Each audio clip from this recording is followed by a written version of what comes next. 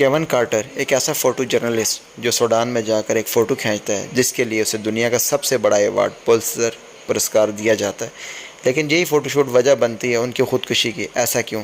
یہ photo south Sudan میں بھوک سے جھول رہی ایک بچی کی تھی جو کہ اپنی امی ابو کی جھونپڑی کی طرف رینگ کر جانے کی کوشش کر رہی تھی۔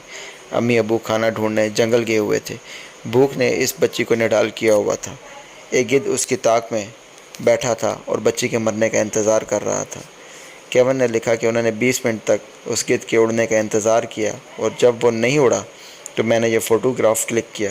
اس فوٹوگراف کے لیے انہیں پولتزر پرسکار دیا گیا۔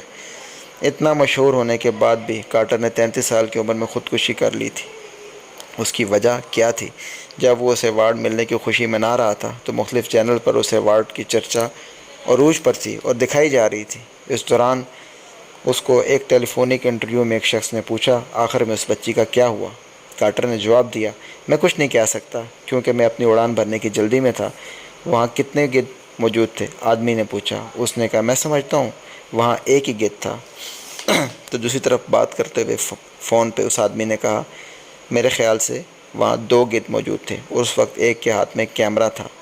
اس کی بات سمجھتے ہی کارٹر دکھی ہو گیا اور اس کے کچھ عرصے بعد اس نے خودکشی کر لی، کیونکہ ہمیشہ اس بچی کی یاد انہیں آتی رہی۔ لوگوں کے سوالوں نے ان کو پریشان کرتے رہے۔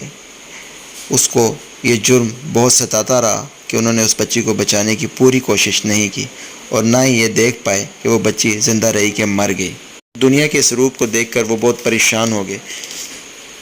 کسی جگہ بھی سکون نہیں مل رہا تھا۔ دوسری طرف انہیں بچے کی مدد نہ کرنے کا بھی انتہائی افسوس تھا اور اس بات کو لے کر وہ ڈپریشن میں چلے گئے تھے اور آخر کار 1994 میں ہی 33 سال کی عمر میں انہوں نے خودکشی کر لی۔